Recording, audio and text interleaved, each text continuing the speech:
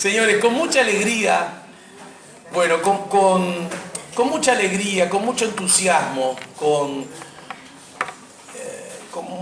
mucha responsabilidad y sintiéndome, ¿por qué no?, privilegiado, vamos a recibir a nuestro invitado, un escritor que ha publicado decenas de libros.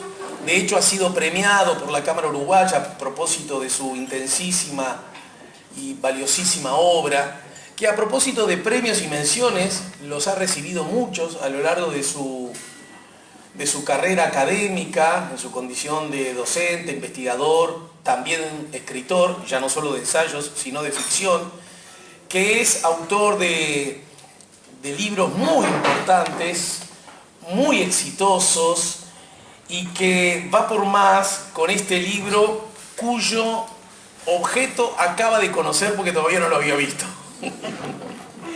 Operación Culebra, así se llama el último libro de nuestro invitado, Juan Grompone.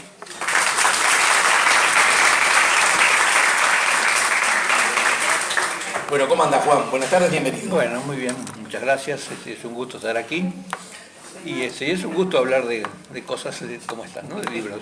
Sí, recién comentábamos que es una novela corta, que además tiene varias peculiaridades que la hacen de lectura muy amena y muy entusiasta, porque nos habla de cosas muy reconocibles y de personas muy reconocibles, a pesar de que se aclara que la historia relatada en esta novela es ficticia, los personajes también son el resultado de una ficción y alguna coincidencia con personas vivas o muertas es accidental. El país se asemeja al Uruguay y la ciudad tiene cierto parecido con Montevideo. Yo agregaría, es muy parecido el país a Uruguay y se parece muchísimo a Montevideo, pero en todo caso uso la libertad de lector que tengo cada vez que como lector uno accede a una obra. Antes de ingresar a Operación Culebra, Juan, tu obra como escritor, ya lo hemos conversado incluso alguna vez. Bueno, de hecho, la última vez que nos visitaste tenía que ver también por un libro tuyo, pero de características muy distintas, ¿no? Sí. ¿Cómo manejas esa condición ambidiestra, por decirlo así? Bueno, yo lo que pasa es que siempre me gustaron las novelas policiales, creo que empecé a leer novelas policiales cuando estaba en la escuela, ¿no? Es decir, mi madre era una gran lectora de novelas policiales, leía varias por semana y me contagió de ese estilo. Y bueno, después me descubrí que era divertido escribir novelas policiales, pero yo me pongo condiciones muy estrictas, es decir, para mí las novelas policiales que escribo tienen que pasar en Uruguay o tener un centro uruguayo, es decir, no me gusta que se escriba una novela policial como que en realidad podría pasar en Nueva York, ¿no? Es decir, que yo lo cambio a Nueva York o a París y es igualito, es decir, para mí tiene que pasar en el Uruguay, es decir, que no alcanza con decir que está en el café del notariado, ¿no? Es decir, porque tiene que realmente estar en el café del notariado. En segundo lugar, no alcanza con no decir en qué fecha ocurre, es decir, creo que una de las condiciones que tiene que tener una novela para que pueda perdurar es que diga claramente en qué fecha ocurre. Por ejemplo, un caso típico es cuando yo escribí Chavo Napolitano, para mí ocurría exactamente en 1939, ¿sí? Con el hundimiento del Graf B. Y entonces, ¿eso qué hace? La gracia que tiene ponerlas en una fecha precisa es que si se lee ahora, nadie va a dudar que pasa en el 39, y si se lee dentro de 30 años, nadie va a dudar que pasa en el 39. Entonces, no cambia de época, ¿no? Entiendo. Es decir, porque muchas de las novelas policiales, al no fecharse, por ejemplo, supongamos, por ejemplo, Muerte en el Nilo, que es una novela muy buena y muy linda de Agatha Christie, no se sabe cuándo pasa. Pero claro, si uno se empieza a mirar, se da cuenta de que ahí no hay teléfonos celulares, de que el viaje del Nilo es bastante precario, es decir, se da cuenta que está pasando, por ejemplo, en los años 30. Pero después de un esfuerzo grande para examinar detalles, porque nunca dice, ¿no? El 7 de julio de 1934 Poirot se embarcó en un crucero en el Nilo, ¿no? Es decir, y no coloca ningún acontecimiento que lo relacione con esa fecha. Bueno, a mí me gusta que las novelas tengan lugar y fecha, de modo que se puedan identificar después, ¿no? Así que de alguna manera no envejezcan, ¿no? Y desde esa perspectiva, ahora me gustaría regresar a algunas de las cosas que has dicho. Esta novela, en todo caso, lo que tiene de peculiar es que sí se ubica, uno en efecto supone que estamos en Uruguay, sabe que estamos en Montevideo, la enmarca dentro de un año electoral, alude a personajes políticos clarísimamente reconocibles, pero que en todo caso inexorablemente tienen que ver ya no con el pasado, sino con el futuro, ¿no?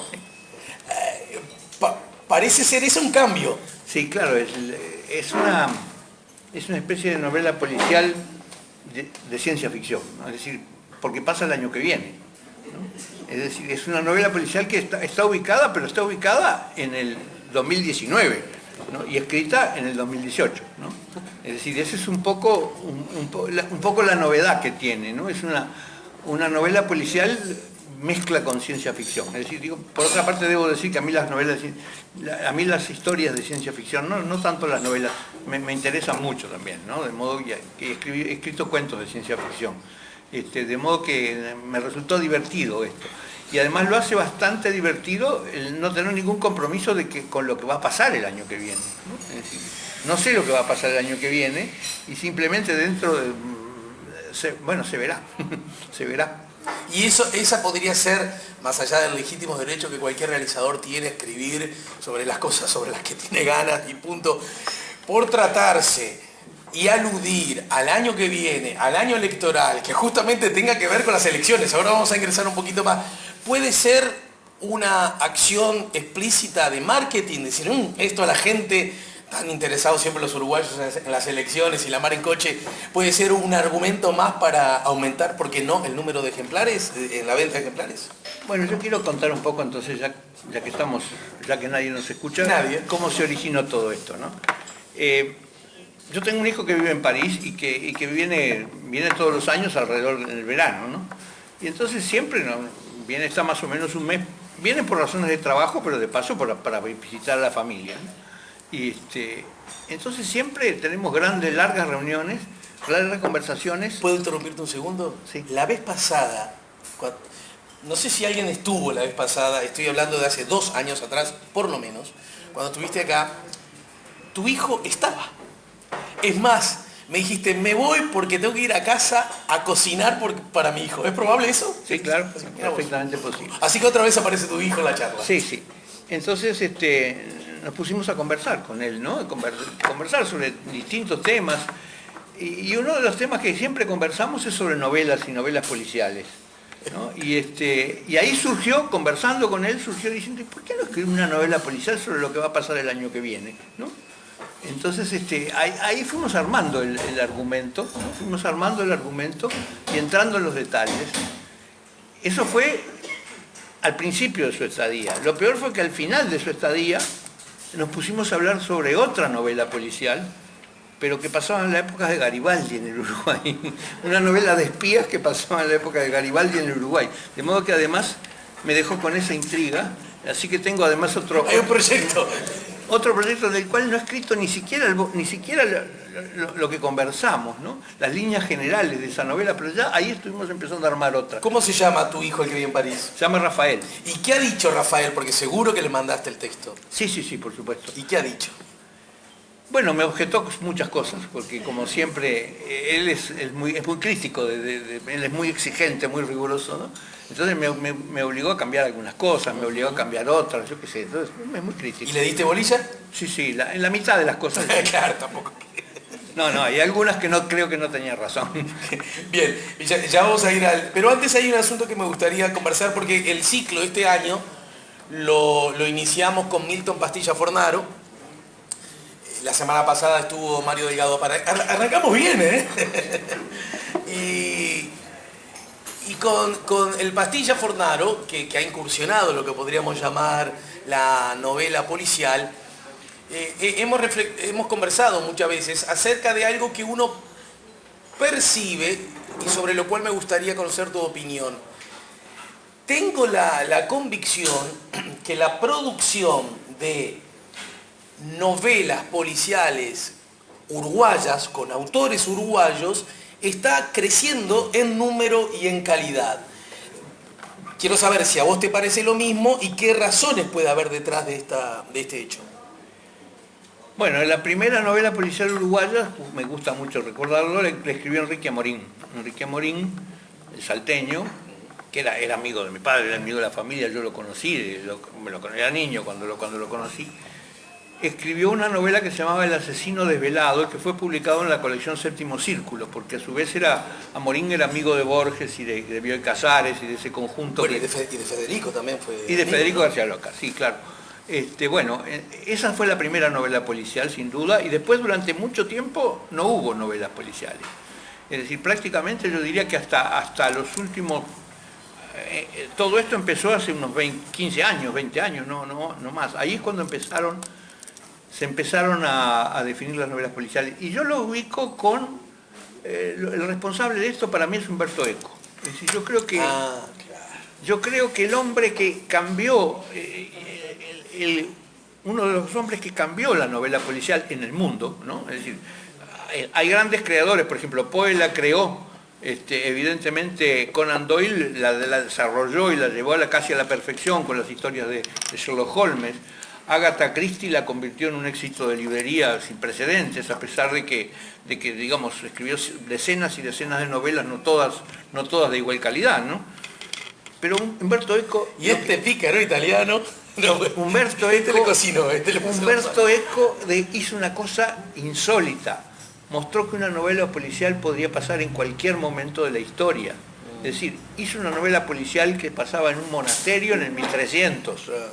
¿No? Entonces ahí cambió, es decir, cambió el paradigma. Porque, digamos, la novela policial, sobre todo la novela policial negra norteamericana, creó un estilo que era derivado de la crisis del 29, ¿no? Es decir, después de la crisis del 29 todos los escritores veían un mundo negrísimo y entonces eso creó la novela policial negra, donde todo era brutal, era violento, era un desastre, parecía no tener futuro. Y ese modelo es el que imperó por el mundo yo diría que hasta que llegó Umberto Eco y dijo, no, se pueden hacer otras cosas, ¿no? Y que la novela negra de los años 30 norteamericana sigue imperando, porque por ejemplo las novelas nórdicas son todas novelas negras como si fueran norteamericanas, ¿no? Lo único que no se sabe de qué crisis hablan, ¿no? Yo quisiera saber de qué crisis están hablando las novelas negras suecas, ¿no? Y danesas y finlandesas. Ven menos el sol que nosotros, a lo mejor eso les ayuda a ver todo un poco más. Eso es lo único negro. Bueno, entonces Umberto Eco lo que hizo fue eso, mostró que la novela policial puede ocurrir en cualquier lugar, en cualquier momento, ¿no? Es decir, y eso creo que es lo que de alguna manera invitó a que en todo el mundo se empezaron a escribir novelas policiales locales, ¿no? Y por eso creo que el iniciador de ese movimiento es Umberto Eco.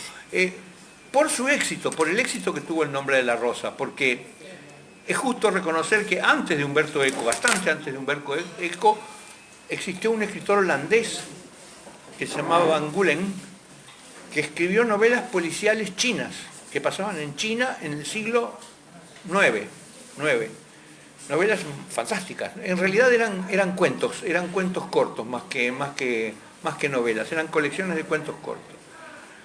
Inspirado este hombre en la novela policial china. La novela policial china es anterior a la novela policial occidental y es muy distinta.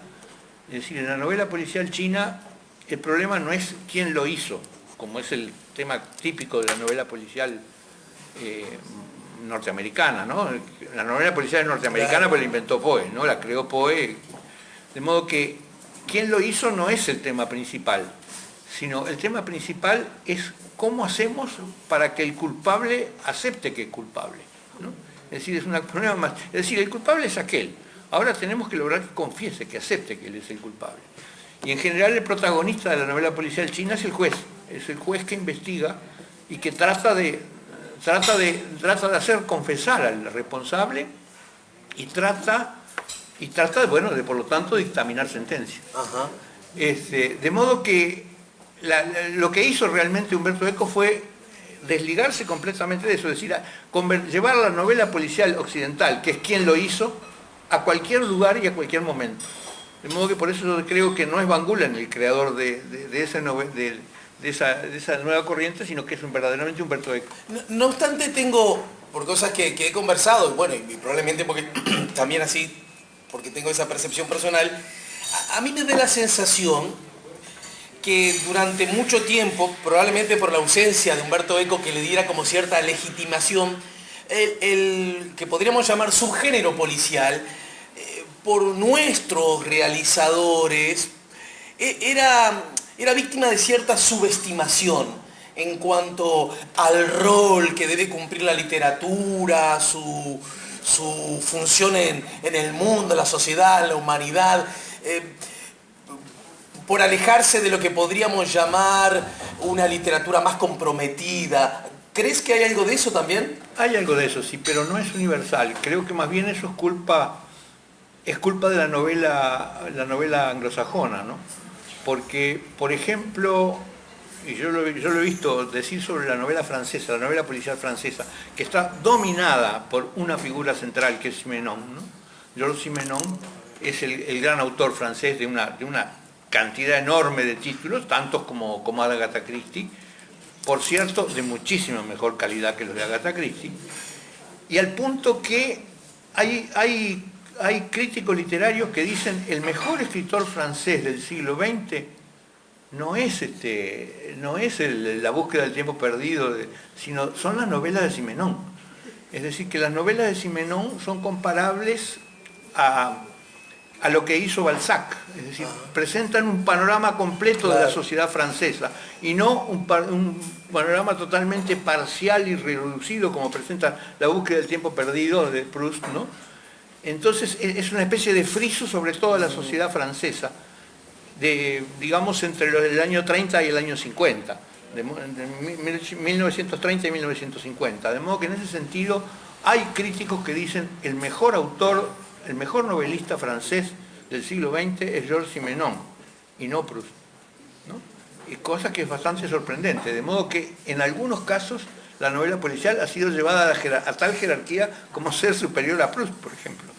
Cuando vos recién nos contás que ha incidido mucho en el gusto por la literatura policial, imagino que también por la literatura en general, el apego que por la misma tenía tu mamá, ¿no es cierto? Vos, el derrotero de tu vida, ya nos contarás, rumbió para el lado a la hora del estudio de lo que podríamos llamar, o se le llama las ciencias duras, ¿no? Sos ingeniero. ¿Te viste tentado en algún momento de que tu camino no fuera ese, el de la ingeniería? Y si hubo una pulseada, ¿cómo y de qué modo ganó la ingeniería? Nunca. Yo siempre desde que me acuerdo, desde que tenía 12 años, quería ser ingeniero. Y eso no tiene ninguna discrepancia. Una novela policial es una obra de ingeniería. Es decir, ¿qué otra cosa es una novela policial que un tratado de lógica? Algo donde todo tiene que encajar lógicamente. Si no puede haber nada que no encaje lógicamente. De modo que en realidad es muy parecido a lo que tiene que pasar en una obra de ingeniería, donde todo tiene que encajar lógica y físicamente. A propósito de esto que decís, ¿qué rol juega en el encaje de todo eso las matemáticas? Digamos, lo pregunto porque quizás he medio traído de los pelos, no tanto teniendo en cuenta el tema central de tu Operación Culebra. Lo pregunto porque hace poco conversé con la hoy ministra de Industria, Carolina Cose, que ella es matemática, ¿verdad? Sí, ingeniera, además. Ingeniera, pero ¿no? Sí, además tiene un grado de matemática. Y que ella me contaba en la entrevista que hicimos que ese déficit que en general tenemos para el aprendizaje de la matemática, que eso es algo que ella entiende a corregir, y que también desde la perspectiva de la política podría la matemática jugar un rol distinto, ¿no? A mí si alguien me dice eso, yo quedo inmediatamente fuera de la charla, no puedo seguir la conversación, lo digo con honestidad y sin orgullo, más bien con algo de vergüenza. Y bueno, vos que caminás por esa vereda, ¿qué dirías al respecto? Es que puedo subir la apuesta. Ah, bueno, muy bien, me gusta. para mí lo más increíble que tiene la matemática es la belleza. Es decir, la matemática es la construcción más hermosa que ha hecho la humanidad. Más hermosa. Estoy diciendo, usando la misma palabra que se usa para la poesía o para las artes plásticas. Es decir, es hermosa. Es decir, el edificio lógico ese donde todo ensambla y donde aparecen las cosas más sorprendentes y más increíbles, solo se puede clasificar como hermoso, ¿no? Es decir, y además tiene mucho más vueltas y mucho más sorpresas de lo que tiene la poesía o lo que tiene la literatura o lo que tiene la pintura, ¿no? De modo que, ¿cómo no va a tener que ver la poesía?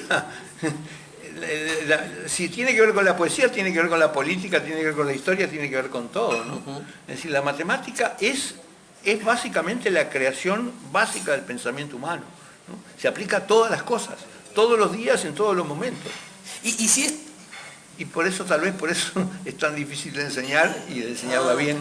Y no luce esto justamente, hacia Claro ahí apuntaba mi luce. pregunta, ¿no luce al menos como una paradoja o contradicción? Por supuesto, lo que pasa entonces es que el profesor de matemáticas, o los profesores de matemáticas, en general se preocupan demasiado de mostrar cómo se hacen las cosas y no para qué sirven y lo lindas que son, ¿no?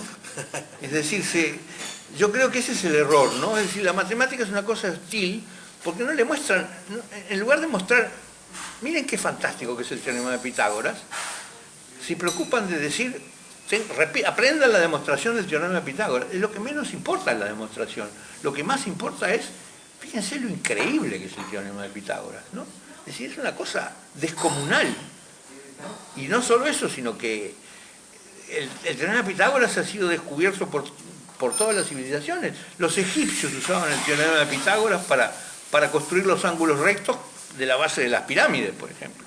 Es decir, los chinos conocían el teorema de Pitágoras, los hindúes conocían el teorema de Pitágoras. Es decir, tal vez el único que no conocía el teorema de Pitágoras fue el propio Pitágoras. Porque es atribuido a Pitágoras. Vos, Pitágoras, ¿para cuándo vas a hacer lo que todos conocemos? Y que va a llevar tu nombre. Y desde ese lugar, a mí hay algo que bueno, que escuchándote, que leyéndote, a ver, ustedes saben que Juan Grompone, a vos te gusta un poquito meter el dedo en el ventilador, ¿no? Sí, cuanto más grande el ventilador, mejor. Bien, muy bien. Por ejemplo, Juan es de esas voces que reivindica que la marca Uruguay Natural es un error, está equivocado, va contra el rol histórico que Uruguay debe jugar en este mundo. Y se nos mueve o no un poquito la estantería, porque a nosotros nos encanta eso. Ay, acá todo es natural, ¿no? Como que nos da una cosa, la grifa Uruguay Natural de hippie cheto, ¿no? Estamos en el mundo, pero además logramos que no es...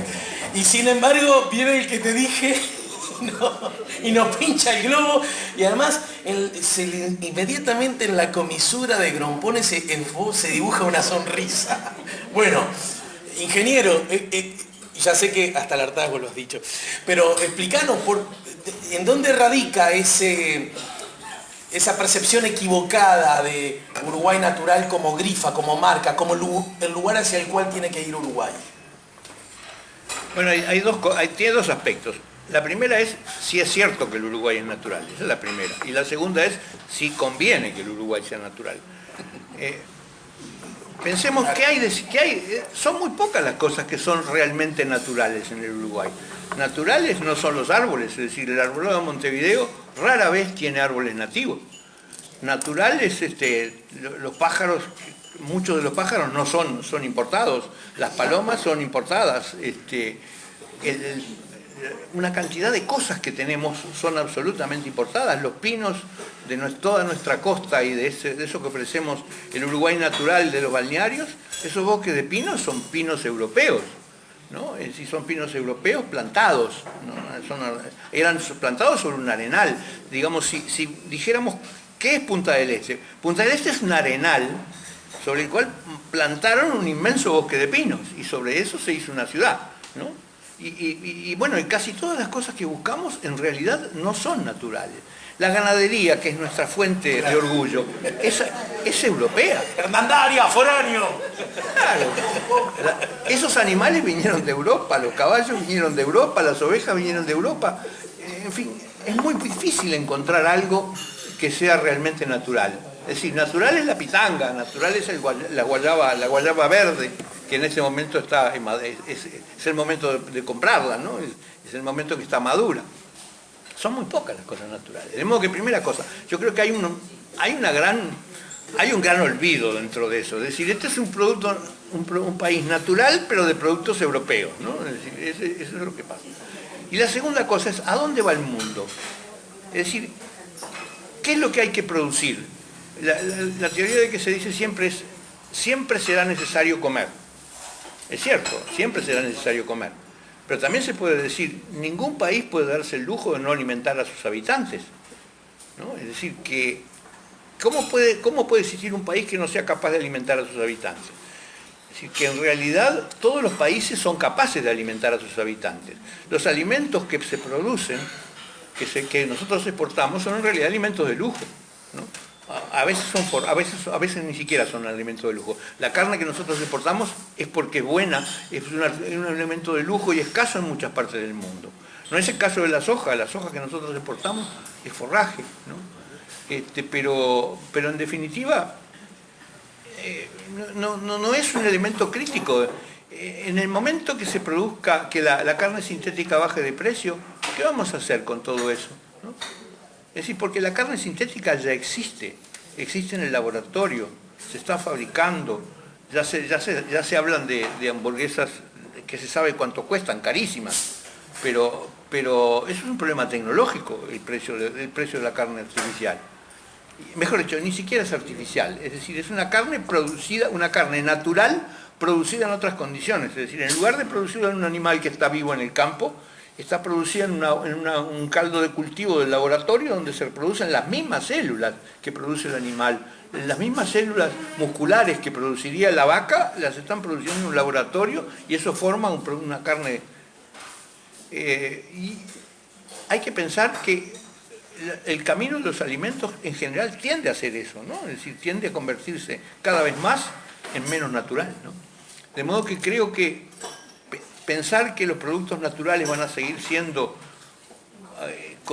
cotizados y van a poder mantenerlas el ritmo de exportaciones y todo eso, creo que es por lo menos muy arriesgado, ¿no? Es decir, creo que, por ejemplo, si el precio de la carne artificial evolucionara como evolucionó la electrónica, es decir, no estoy diciendo una cifra disparatada, a la misma velocidad que evolucionó la electrónica, mis cálculos me dicen que en el 2030 cuesta lo mismo que la carne natural. Es decir, que cuando organicemos el mundial, el choripán será de plástico.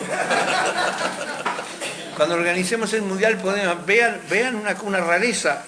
Esto cuesta lo mismo que la carne artificial, ¿no? Bueno, pero acepto la apuesta. Supongamos que en efecto ocurra lo que tú decís que es muy probable que ocurra. Ahí la apuesta podría ser, porque siempre en el mundo va a haber gente con mucho dinero que esté dispuesta a comprar lo que no compran las mayorías y esté dispuesta a pagar muchísimo más por eso. Y entonces tendremos nosotros y nuestros vecinos del continente mercados que aspiran a ese producto natural que es igual de eficiente y que tiene la misma nobleza que el sintético, pero que el hiper recontra supermillonario, que no son ni dos ni tres, pero que además pagarían mucho más, nos comprarían la vaquita, la carne de la vaquita que se alimentó en praderas libres y naturales. Bueno, yo hago el siguiente razonamiento.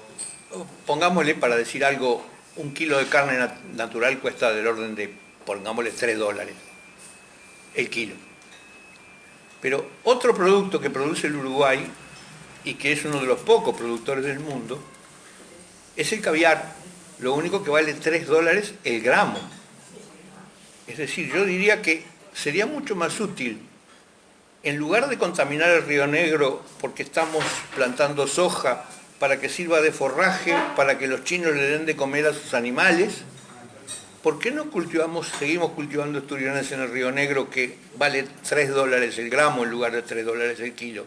¿No? Es decir, creo que ahí tenemos un problema. Nicho, es decir, que si queremos producir alimentos de calidad, concentrémonos en los productos de calidad. Hay muchos productos de calidad que se pueden producir y que son muy caros. Por ejemplo, uno de los productos más caros de este planeta es el azafrán. El gramo de azafrán es más caro que el gramo de oro, ¿no? Es decir, ahí tienen hay productos de alta calidad que van a ser difíciles de sustituir, pero no son los que estamos produciendo. Perdón mi ignorancia, ¿y Uruguay podría producir azafrán? ¿Y cómo no? El azafrán es una planta de clima templado, ¿no? El principal productor de azafrán es España, que no tiene un clima muy diferente del Uruguay. Bien, sigo aceptando la apuesta, ya vamos a ir al libro. En todo caso, deberíamos no enamorarnos tanto con la idea de lo natural porque, digamos, ese negocio como tal, tarde o temprano se va a acabar, ¿no? Se va a terminar. Entre otras cosas, hija del avance tecnológico. Y como se acabaron otros, es decir, ya no podemos vender lana, no podemos vender tasajo, no vendemos cuero, todo eso ya pasó, ¿eh? Bien, entonces, ¿cuál es la puertita? Porque ponele que aceptemos la oferta del azafrán y la oferta del esturión, ¿no? Bueno, dale, le metemos. Da la sensación que algo más habrá que hacer, ¿no? Y sí. Bueno, el Uruguay es un país de servicios, es decir, el 70% del PBI uruguayo es servicios. Y durante muchos años el Uruguay fue productor de las industrias culturales. Es decir, si hay algo que tiene futuro en este mundo son las industrias culturales. Piensen, por ejemplo... Está diciendo en un teatro, interesante. Sí. Las industrias culturales son un abanico muy grande, va desde los libros, el teatro, el cine, las artes, la música, en fin. Las industrias culturales son una industria de futuro. ¿Por qué? Porque lo que es inevitable es que... ¿Qué va a pasar con la automatización? Si la automatización hace cada vez menos necesario la incorporación de trabajo humano. ¿Y cómo se arregla ese asunto? Se arregla como se arregló siempre, como se arregló ya la otra vez. Claro. ¿Cómo se arregló cuando vino la revolución industrial? Cuando vino la revolución industrial, antes de la revolución industrial, la jornada de trabajo eran 12 horas. Se trabajaba de sol a sol. ¿Cuánto se trabaja hoy? 8. Fíjense que la reducción de 12 a 8, esto es un problema aritmético, es enorme. Si suponemos que la revolución de la robotización tiene un efecto parecido, entonces va a llevar la jornada de trabajo de 8 a 5, haciendo más o menos la cuenta de la proporción. Pero si la llevamos a 5, quiere decir que hay 3 horas más libres de cada persona de los 7.000 millones de habitantes del planeta. ¿Cómo se van a llenar? Precisamente con las industrias culturales. Es decir, ¿en qué se usa el tiempo libre? ¿No? ¿En qué se usa el tiempo libre? Las cifras que dan, por ejemplo, los análisis norteamericanos, dice que un norteamericano promedio estaba consumiendo, creo que del orden de 2 horas de televisión por día. Bueno, ese va a pasar a consumir 5 horas de televisión. Pensemos en que en los 1960 teníamos un canal de televisión, luego pasamos a tener 4 y ahora tenemos cientos de canales de televisión en cualquier cosa debido al cable, internet y todo eso, ¿no? Bueno, la tendencia es clarísima, es decir, las industrias culturales son el gran sector de desarrollar y el Uruguay siempre estuvo preparado para eso, ¿no? Siempre estuvo preparado para eso. Por ejemplo, uno de los grandes precursores de nuestro país y muy olvidado es Mario Copetti. Los libros de Mario Copetti, en donde posiblemente algunos de los que están presentes hayan estudiado. No creo porque son todas personas menores de 40. Los libros de Copetti se vendían en toda América Latina porque tenían la enorme propiedad de estar escritos en español. Entonces, imagínense que hay nada más o menos en ese momento hay unos 500 millones de personas que necesitan materiales en español. Entonces imagínense qué porvenir para las industrias culturales de los países que afortunadamente hablamos en español, ¿no? Bueno, esa es la pista, es decir, para mí ese es uno de los caminos, hay otros, pero ese es uno de los caminos más claros. Para terminar con este capítulo, a mí me gustaría escuchar algunos comentarios tuyos acerca de de la tecnología, yo quiero que sepas que te cito muy a menudo, que voy a la milonga y a los cabarets y cuando me pongo a charlar ahí en la barra, cito mucho a Juan Grompone y me va bastante bien, me va bastante bien, yo se los recomiendo a ustedes. Entonces, hay una cosa que a mí me fascina y es la desconfianza, el miedo, ¿por qué no? El terror que solemos sentir ante el avance tecnológico, ¿no? Como título, digamos, que nos desconcierta, nos pone inseguros, nos genera la sensación de estar al borde del abismo, cuando en realidad solo los seres humanos, de la enorme cantidad de bichos que habita este planeta, son los únicos capaces de generar tecnología. Entonces, ¿cómo se explica esa verdadera paradoja que el ser humano se asusta de lo que justamente le distingue a él de los demás? Bueno, Es como que el pajarito se asustara de su silbido. ¿Se dan cuenta? ¡Ay, qué horrible! ¿Cómo silbás? ¿Cómo silbás?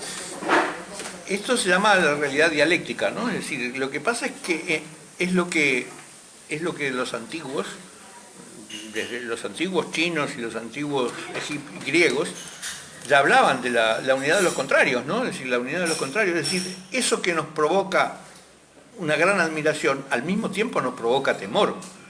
Es decir, por ejemplo, ya los griegos clásicos escribían la vinculación estrecha que hay entre el amor y el odio, ¿no? Uno de los grandes poemas de Cátulo es Odi et amo, odio y amo al mismo tiempo, y no sé por qué, ¿no? Es decir, que no es nada extraño, es decir, todos los sentimientos, cada uno de los sentimientos humanos tiene su contrario y luchan unos con otros. Hay un hermoso poema de Sor Juana Inés de la Cruz en que dice: en dos partes contrarias tengo el alma dividido el corazón, algo así. Una esclava de la pasión y la otra la razón vencida, ¿no?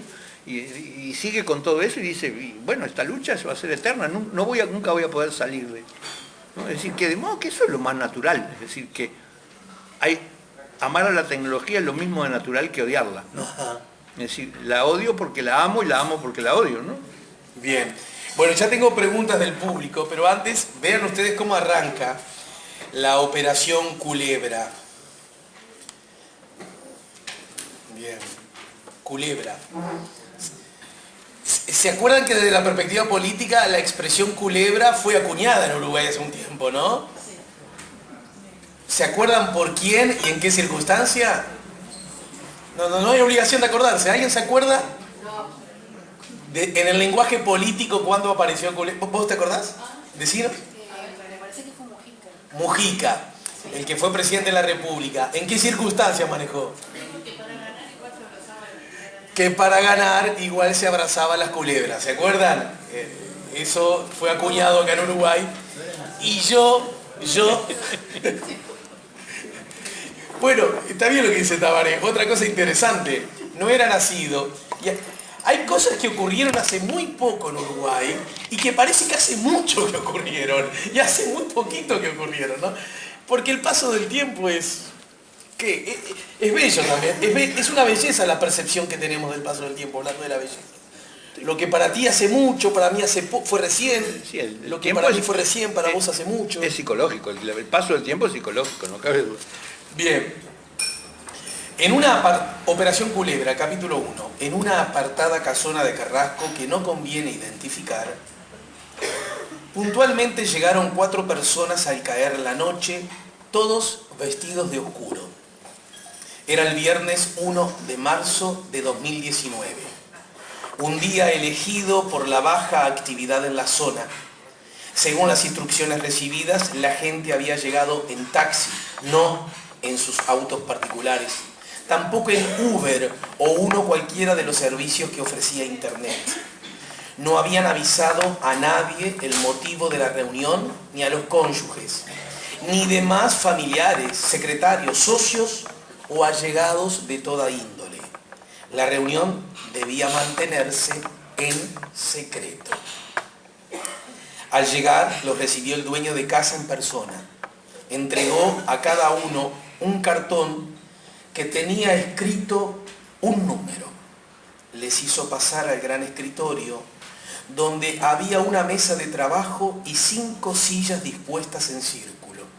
El anfitrión se sentó en el lugar que tenía una tarjeta donde se leía 1.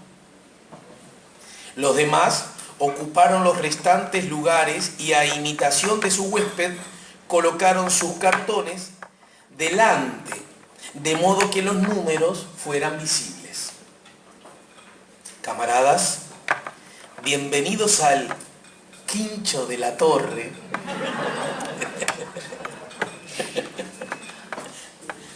¿Qué van a hacer? ¿La reforma bareliana? Así será conocido este lugar desde ahora en adelante. Cada uno de nosotros tiene un número que será su identidad secreta. Me he designado a mí mismo como 1 y luego los siguientes dígitos hasta 5. No he seguido ningún orden particular, ha sido el azar. Desde ahora en adelante solamente nos comunicaremos e identificaremos con estos números. En todo lo que nos ocupa, además de ser estrictamente reservado, se debe evitar cuidadosamente que nuestros nombres sean públicos. ¿Comprendido? Y así arranca. Bueno, ya de arranque el autor nos somete a una serie de piñazos porque de inmediato, de sopetón, nos hace meter en esa atmósfera, en ese clima, ser testigos de ese escritorio. No tenemos números, pero estamos viendo todo. Y de inmediato vamos a conocer en forma privilegiada quiénes son esos 5, qué intereses y a quiénes representan y cuál fue el motivo que los convocó. Sin que evite lo que todo autor necesita, y es que la gente vaya corriendo a la librería más cercana a adquirir un ejemplar. 3 de ustedes no será necesario que vayan corriendo porque se lo van a ganar ahora en el sorteo. Díganos, autor, algo a propósito de esta reunión y estos protagonistas. Bueno, no sé, yo creo que primero no se debe comentar nada sobre una novela policial. Y segundo lugar, el menos indicado es el autor para comentarlo, ¿no? La novela policial es eso, o este cuento policial es eso, hay que leerlo. Pero yo creo que el título que es Operación Culebra hace mención a algo que se va a hacer. Y ahí hay un conjunto de personas que quieren mantenerse en secreto, es decir, que esos son los protagonistas, ¿no? Bueno, en definitiva, lo único que falta es por qué, para qué y qué van a hacer y qué pasa después. Eso está en la novela. Está muy bien, nos acaba de dar un ejemplo de por qué existen los editores. Porque voy a citar al editor. Y no voy a pisar ninguna baldosa floja de la ética, porque si el editor lo escribe, y el editor también tiene ganas de vender libros, ¿no es cierto? Sí, por supuesto. Señala 2009, año electoral. Uno 2009 dice. 2019, perdón. Habemos malos lectores, que no aprendimos matemática. 2019, año electoral. Uno de los candidatos presidenciales, lo que pasa es que el 2009 fue un año electoral también. Sí, justamente en mi cerebro hice una conexión que tiene sentido por los protagonistas, ¿verdad? 2019, año electoral. Uno de los candidatos presidenciales es visto como muy peligroso por un pequeño y poderoso grupo de empresarios y militares. Ellos se proponen neutralizar al candidato de cualquier manera, desde desprestigiarlo con una fuerte campaña publicitaria hasta la más radical de eliminarlo. Operación Culebra es el nombre de esa conspiración. Una joven, inteligente y ambiciosa periodista radial recibe un dato que le sugiere la existencia del complot y comienza una investigación escasa en recursos, pero sobrada en ingenio. Con toques de humor, Grompone, vieron que ya de arranque, ¿no? Dos o tres cosas que al pasar se deslizaron nos causaron risa. Con toques de humor, Grompone mantiene el suspenso hasta las últimas líneas de la novela.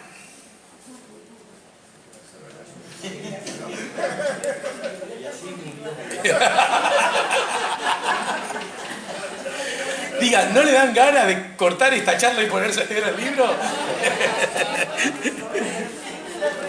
¿En cuánto tiempo lo escribiste, Juan? Ya nos diste el dato, el génesis de esa conversación, la que tuviste con tu hijo, el que vive en Francia. Yo creo que fueron 2 meses, es decir, un mes, porque es bastante corta, ¿no? Ahí me aparté de la regla de oro que dice que una novela policial tiene que tener 256 páginas. Esa tiene 100 y algo nada más, ¿no? Es decir, es media novela. Bueno, es una novela poli. Sí, es un cuento largo, una novela corta. Yo creo que el asunto fue así, es decir, entre fines de diciembre y fines de enero, más o menos se armó el argumento y todo el esqueleto, lo que yo le llamo el libreto, ¿no? Es decir, lo que es el esqueleto de lo que voy a hacer. Y luego el segundo mes fue para escribirla y corregirla, ¿no? Porque es que es corta, ¿no? ¿Y qué método? Vos, ingeniero, supongo, a lo mejor es un prejuicio mío, que estás muy ordenados, en qué horario, qué días y con qué contexto escribís. Estoy muy ordenado, excepto en días y horarios y contextos. Es decir, para mí el orden tiene que ser lógico. Es decir, yo no puedo empezar a escribir una novela si no sé quiénes son los personajes, cómo se llaman, qué va a pasar. Es decir, un esqueleto con fechas, por ejemplo, cada una de las partes de esta tiene su fecha, no está dicha en la novela. En ese caso sí se dice 1 de febrero, 1 de marzo. ¿No? Uh-huh. Pero viernes 1 de marzo. En otros casos no se dice. Sin embargo, yo tengo en los comentarios, en las anotaciones que del original, está puesta la fecha en que ocurre cada una de las cosas, porque para mí tengo que poner las fechas correctas, porque si no uno se arma lío, claro. Se puede equivocar, puede poner que el nombre del día de la semana está mal, en fin, todas esas cosas que detesto que uno se equivoque en esas cosas. De modo que sí, en ese punto de vista estoy muy ordenado y no la empiezo a escribir hasta que no sé exactamente quiénes participan, qué va a pasar, cuáles son los grandes momentos de la novela y cómo termina. Entonces, después que está todo eso, entonces ahí sí me pongo a escribirlo. Por supuesto. Solo después que está todo eso, digamos. Sí, pero por supuesto, ese primer libreto, a medida que voy escribiendo va cambiando, ¿no? Claro. Lo voy retocando, me doy cuenta de que hay cosas que no se pueden hacer, o hay cosas que hay que saltearse, o hay cosas que faltan, ¿no? En fin, lo voy acomodando al mismo tiempo el libreto y van apareciendo personajes nuevos que no los había, porque los necesito, entonces pongo cómo se llaman, porque si no además me olvido y los escribo de otra manera. Y a propósito de eso que acabas de decir, porque los necesito, ¿qué hay de aquello que alguna vez se ha dicho, que algunos autores han dicho, que hay cosas que no resuelven ellos como autores, sino que son sus propios personajes los que terminan o inciden en la resolución o los caminos de la historia de la novela? Es una manera poética de decir lo mismo, ¿no? Es decir, lo que sucede es que después que uno va avanzando en el asunto dice, este debería ser tal cosa, ¿no? Es decir, pero en realidad todo sale de adentro de uno, ¿no? Bien, bueno, ya tengo algunas cuantas preguntas y ahora quiero ir, a ver si me da el tiempo, al texto. Tengan a mano los papelitos en blanco, quiero decir, si han escrito alguna pregunta, arrímenla, ¿sí? Le piden a mi compañera que les arrime, o si se atreven, pueden caminar 7, 8 pasos y llegar hasta acá. Pero admito que la tarea puede ser un poco riesgosa, ¿no? Mucho más en un año electoral, digo, porque estamos ya en medio de la conspiración, de la Operación Culebra. ¿Qué significa Strufoli, Occhiata, ¿cuál era la otra, Tabaré? Occhiata. Me quedé con hambre al leer la página 56 de Chavo Napolitano. Ahí está Tabaré con un ejemplar de la... Bueno, son palabras napolitanas. Strufoli. Stretta. ¿Cómo? Con G, strega. Strega. No, strega es una palabra italiana, quiere decir bruja, ¿no? Strega es una palabra italiana, pero strufoli también es una bebida, pero es por el nombre, es por una bebida, la bebida que hacían las brujas, ¿no? Es una bebida, un licor de hierbas de italiano, parecido a todos los licores de hierba, como el Chartres, o como el Isarre, o como el Cointreau. Bueno, el Cointreau no es de hierba, pero hay muchas bebidas. Entonces los monasterios hacían esas bebidas de hierba. Las otras dos palabras son napolitanas, es decir, la palabra strufoli es un postre, que son trozos, son unos fragmentos es una masa que se hace con harina y grasa de cerdo, ¿no? Y que se fríe en grasa de cerdo, y que luego se corta primero se corta en cuadraditos, en trocitos chiquitos, como podrían ser de 1,5 centímetros, una cosa así, como un gnocchi, ¿sí? En trozos como un gnocchi, y se fríen en la grasa, y luego de fritos se les coloca miel encima. Entonces es un típico postre frito que es muy característico del sur de Italia. Es decir, la masa de grasa o de manteca frita es muy característico del sur de Italia. Esos son los strufoli. En mi casa se los hacía mi abuela y luego mis tías. Toda mi vida hoy es de fiesta porque es un postre de fiesta. Y que además lo presentan tipo... Como una montaña. Como una montaña. Porque así la miel se derrama y... En Asesinato... Y bueno, occhiata. Occhiata es el mal de ojo. Bueno, una lanita roja lo soluciona. En Asesinato en Hotel de Baños, ¿es toda ficción? ¿O existían realmente todos los personajes? Esto lo pregunta Alma, que agradece, y agrega: ¿qué le parece la novela policial La bestia debe morir de Blake? Bueno, en Asesinato en el Hotel de Baños el único personaje real es Piria. Es decir, todos los demás son inventados, ¿no? Es decir, son personajes creados, son personajes posibles, pero inventados. De modo que creo que lo dice la propia novela, es decir, acá lo que es real es el ambiente y Piria, todo lo demás no. Es decir, y ni siquiera, inclusive en esa novela no respeto el orden histórico en que ocurrieron las cosas, es decir, está todo mezclado en 1904, cuando en realidad, o en 1904, 1905, cuando en realidad muchas de esas cosas pasaron después. Por ejemplo, el ferrocarril de Piria no existía, la iglesia es posterior, yo qué sé, pero está todo conjuntado, todo el universo de Piria en esa fecha, ¿no? De modo que tampoco está distorsionado el tiempo y las personas. En esta novela existe una relación de calidad de culebra en su posición de bicho útil, según un conocido veterinario y político respetado respecto a víbora negativo. Esto lo dice Horacio Torres. Bueno, la palabra culebra, como ya adivinaron, se debe a la cita de Mujica, ¿no? Uh-huh. La novela policial de Patricia Highsmith no plantea quién lo hizo. ¿Tendría alguna influencia de la novela policial china? Pregunta Roberto. ¿Leí bien en la autora? No creo. Porque las novelas de Van Gulik son posiblemente contemporáneas o tal, y alguna posterior a la de Patricia Highsmith. No creo que además si bien fueron escritas en inglés, ¿no? Fueron escritas en inglés, tuvieron una escasa difusión. Es decir, solo modernamente se han hecho ediciones, ¿no? Inclusive las ediciones que conozco son como de los años 50. No creo que haya posibilidad de Patricia Highsmith. Además, Patricia Highsmith era sumamente original en sus argumentos, ¿no? De modo que no creo que haya relación. A ver. Buenos días, estimados oyentes de Patricia Vitoria Pregunta.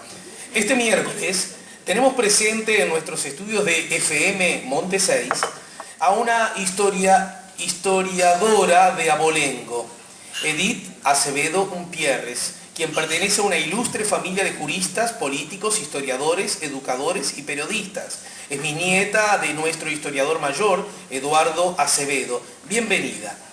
La invitada mantenía una posición crítica que la alejaba de los historiadores tanto blancos como colorados.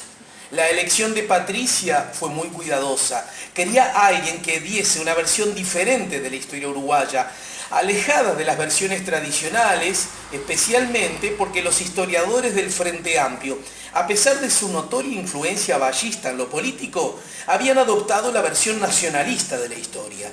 Si la columna tenía éxito, se proponía que continuara participando en futuras columnas. Bien, en este contexto no es necesario saberlo, pero conviene agregar que el autor, nuestro invitado, es además un célebre columnista de un célebre espacio radial, así que ese universo de las radios, de las columnas, del encuentro sistemático, asiduo, semanal en este caso, en una radio, es algo que conoce bien nuestro autor. Me pareció una guiñada interesante para tirar del cordel, eso que sugerís, ¿no? De que los historiadores, aún los historiadores de izquierda, están fuertemente influenciados por el vallismo, ¿verdad? Para jugar nomás me pregunto, ¿y quién no? ¿No? Pero a su vez, a la hora de narrar la historia, entendés que de algún modo seduce más, me imagino, la épica blanca. Exactamente. Contanos un poquito de eso, porque me atrevo a suponer que ahí se desliza una idea que el autor tiene y que, con todo derecho, trafica en este lugar de contar una historia. Bueno, yo creo que eso es un reflejo de lo que realmente pasa. Es decir, pienso que el primer gran historiador socialista que describió, ¿cómo no recuerdo? Machado, claramente hace una historia nacionalista. Es decir, desde el punto de vista de eso, para él los grandes héroes no es Valle de Ordóñez, sino es Arabia, no es los colorados del siglo XIX, sino que es Leandro Gómez, y así sucesivamente, ¿no? Es decir, que claramente adoptan, tal vez porque siempre el Partido Nacional, durante todo el periodo colorado, estuvo en la oposición, y el Frente Amplio también estaba en la oposición, se identifican con esa versión de la historia, ¿no? Y además, por otra parte, la mayoría de los historiadores de nuestro país fueron colorados, en particular Eduardo Acevedo, que es el mayor historiador. Los anales históricos del Uruguay son una obra fundamental e ineludible para cualquiera que quiera estudiar la historia del Uruguay. De modo que es esa especie de lucha entre la versión colorada y la versión nacional, la versión blanca de la historia. Entonces, el Frente Amplio, curiosamente, es ideológicamente vallista y emocionalmente nacionalista, ¿no? Y bueno, se podría decir que solo los efectos de la charla, ¿no? De alguna manera, juntando esas dos, la mezcla para buena parte de la población resulta seductora, ¿no? Sí, seguramente la clave ¿no? Es parte de su éxito. Y recordar que la bandera del Frente Amplio tiene el rojo y el blanco, ¿no? El azul no se sabe bien a qué responde. No digo, es un chiste. No, ¿no? Sí, porque recordemos que es la bandera, una de las banderas de Artigas, ¿no? Sí. La de doctor, que bueno, que también ya que la pelota está en el aire y entramos a cabecear, también fue un asunto que cuando se arma el Frente Amplio, ya hace un montonazo de años, de alguna manera que recoge ese personaje que todavía estaba en banda, ¿no? Que de alguna manera era Artigas, ¿no? ¿No es cierto? Porque los blancos, muy identificados con Rivera, Al revés.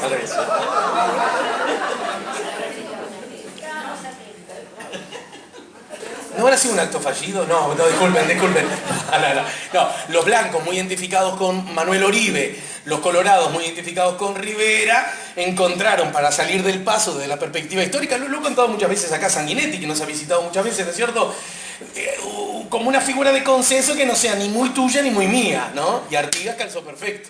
De alguna manera la izquierda lo trata de reivindicar, de que después fue golpe de Estado mediante, reivindicado por la dictadura, recuerdan, la figura de Artigas, el mausoleo y la Maricocha. Bueno, estamos besando el final.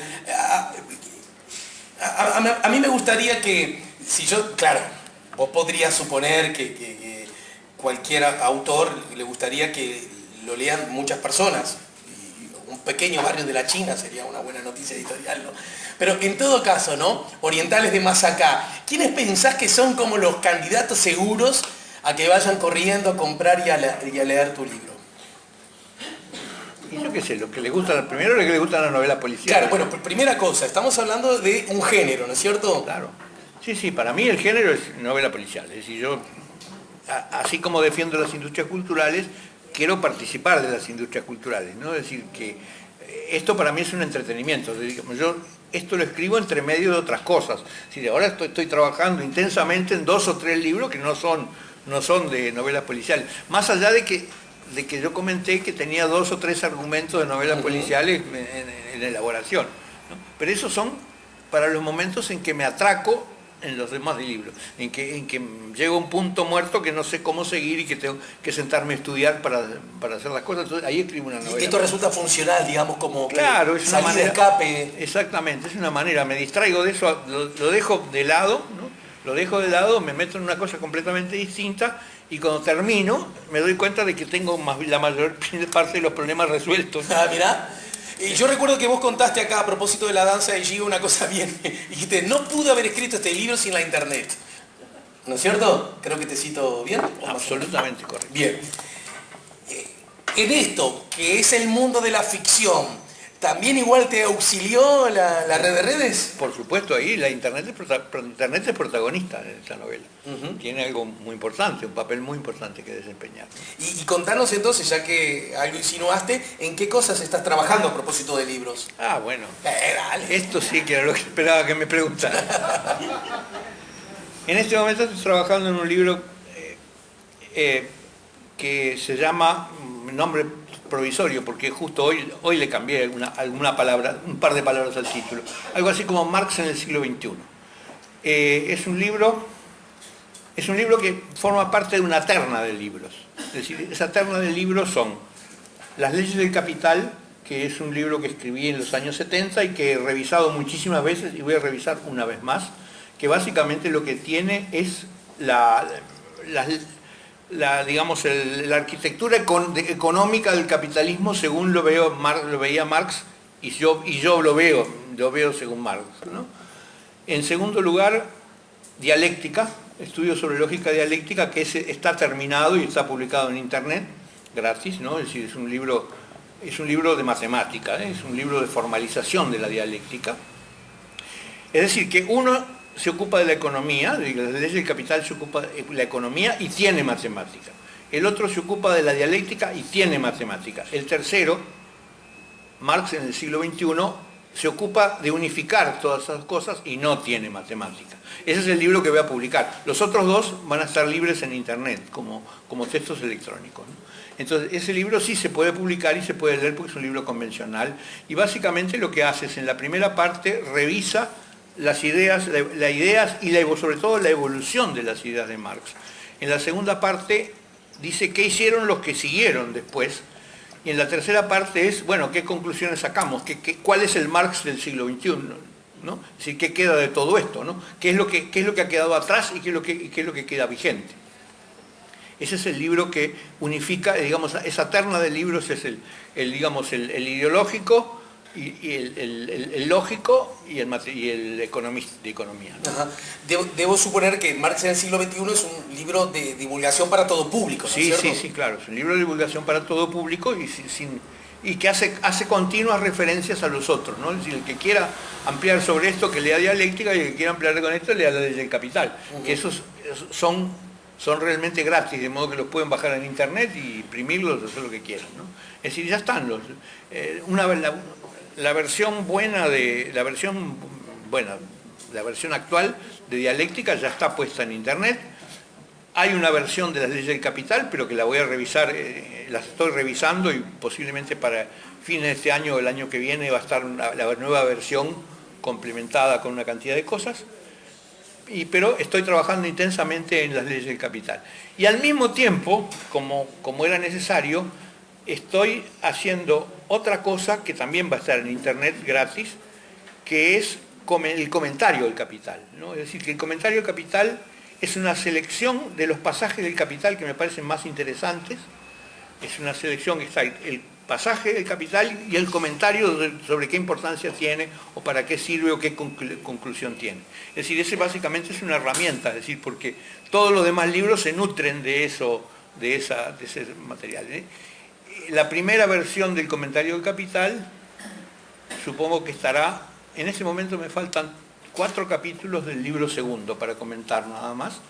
En realidad, pero decidí que lo voy a dejar un poco en la heladera porque esos últimos 4 capítulos del libro segundo son muy espesos, tienen mucha cosa, ¿no? Entonces voy a dejarlo un periodo ahí en espera. ¿Y Marx en el siglo XXI? Marx en el siglo XXI sí estoy trabajando. Yo tengo la esperanza de que para fin de año esté. Yo tengo la esperanza de que para... A ver, para poner, no para la Feria del Libro, no, para mí pero sí para la fiesta. Yo la feria del libro nunca nunca la tomo como... Déjame ser tu editor, tu canal. ¿Va a ser por fin de siglo? No sabemos todavía no sabemos. Bueno, déjame ser tu editor. Entonces, che, para la Feria del Libro llegás, Juan. No, yo voy a llegar para cuando esté terminado. No me preocupa ninguna fecha. Los matemáticos que te responden. Yo creo que no hay que... Ese no es un libro... Es un libro para los que le interesa el tema. Yo prefiero que esté bien terminado y bien hecho y todo completo y no que llegue en tal fecha. Entendido. Si está en este año, estará en este año y si no, estará el año que viene, no sé. Bien, y esta intensa actividad literaria que tenés, implica que tenés muy buena capacidad de usar el tiempo, que dormís muy poco, que trabajas increíblemente mucho. No, es más simple. Implica que estoy jubilado. Entonces, por fin... Sí, claro, ¿no? Sí, claro, porque cualquier jubilado hace 5 libros por año, ¿no? Sí, tienes razón, me desubiqué. Implica que por primera vez en muchos años puedo dedicarme todo el tiempo a cosas que me interesan y a todas cosas que estaban a medio hacer y que no las podía terminar. Entonces ahora puedo trabajar 4, 5, 6, 7 horas, lo que sea, según el tema, según el día, y a veces ninguna hora, y a veces pasan 3 días y no hago nada. Ajá. O a veces escribo 2 palabras, corrijo 2 palabras y nada más, ¿no? Es decir, pero el gran milagro es ese, estoy jubilado. Y lees mucho, eso te da más tiempo para leer, estás leyendo mucho, lees en libro, objeto, usas la pantalla para leer. Una de las cosas que me está pasando es que cada vez más son indispensables los libros electrónicos. Por ejemplo, una de las cosas que me pasó, en determinado momento, creo que era en dialéctica, tenía que poner una cita de Poincaré, de Henri Poincaré, el matemático. Y entonces miré así para arriba y digo, está allá arriba en aquel estante. Entonces pensé y miré para el otro lado, allá está la escalera, me tengo que subir. Digo, no, lo busco en internet. Entonces lo busqué en internet y lo encontré más rápido que si hubiera ido a buscar la escalera, subido y ir a buscar el libro en papel. El libro en la casa. Y además, no solo eso, sino que después de hacer todo eso lo tenía que transcribir, ¿no? Es decir, porque yo quería poner la versión francesa, de modo que además lo tenía que transcribir en francés ahí y poner la traducción. Dije, no, internet. De modo que cada vez más, bueno, lo mismo pasa con las obras de Marx, es decir, hay una cantidad de obras de Marx que no, para consultarlas en su versión original, están en internet, todas. De modo que me paso continuamente consultándolas y buscando la versión original y comparándola con las, en general, no muy buenas traducciones que hay al español, ¿no? Bien. ¿Se acuerdan los libros que íbamos a sortear? No, se acabó ese sorteo. Les voy a dar a todos un link para que ingresen. Bueno, Juan, para terminar, ya estamos sobre la hora y tenemos que hacer justamente el sorteo. Vos sos un hombre, vos sos marxista, ¿no es cierto? Y sos de esos marxistas que dicen que nunca tan bien como ahora, con relación al pasado, vive la humanidad. Eso a mucha gente de la izquierda lo desconcierta. ¿Qué está diciendo entonces? Este marxista que se me ha transformado en un procapitalista, pero salí de acá, ¿verdad?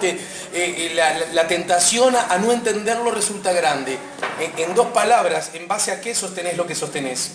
Bueno, yo quiero recordar que en el Manifiesto Comunista, que es una obra de juventud de Marx y de Engels, dice: nunca en la historia ha habido una clase tan revolucionaria como el capitalismo, como la burguesía y el capitalismo, ¿no? Es decir, nunca.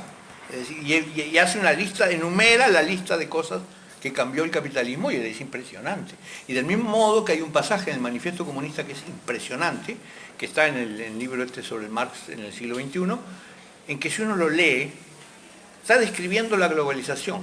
Si uno lo lee, no puede creer que eso haya sido escrito hace más de 150 años, porque lo que está diciendo no tiene nada se le puede cambiar, nada, no hay que agregarle nada ni quitarle nada, es decir, es exactamente la descripción de lo que está pasando ahora. Es decir, la globalización que describían en 1848 es exactamente la misma que la que estamos viviendo, y los fenómenos son exactamente los mismos. En qué texto está? En el Manifiesto Comunista. Ese tramo al que estás aludiendo. Sí. Yo inclusive alguna vez en alguna charlas frente a estudiantes universitarios le digo, les voy a leer un fragmento para ver si esto describe bien la globalización, y se los leí. Y digo, ¿alguien tiene algo que observar sobre esto? Nadie observó nada, el dijo, está perfecto. Y le digo, bueno, sí, hace 150 años que se escribió, ¿no? Les recuerdo, Operación Culebra de Juan Grompones es el último libro de Juan, es otro de los policiales de este autor. ¿Cuántos libros has vendido? ¿Tenés un número que viene a la cabeza cuántos libros has vendido? No, tengo una planilla electrónica donde están más o menos los cálculos. El libro más vendido es Asesinato en el Hotel de Baños, que debe andar, creo que ha pasado los 20.000 ejemplares ya. Y Chao Napolitano debe andar en los 12.000, 13.000, no me acuerdo. 20.000 son 30.000, 35.000 en total, ponele más o menos. Esos dos, y después los otros menos, ¿no? Bueno, ponele que un total de 40.000, lleguemos. Por ejemplo. 40.000 a $2 por libro, son $80.000 que te han dado el libro. Soy millonario. Sos un hombre rico. Te invité el café, me equivoqué, me lo hubieras invitado vos. Bueno, señores, Juan Grompones estuvo con nosotros. Vamos arriba. Muchas gracias, Juan.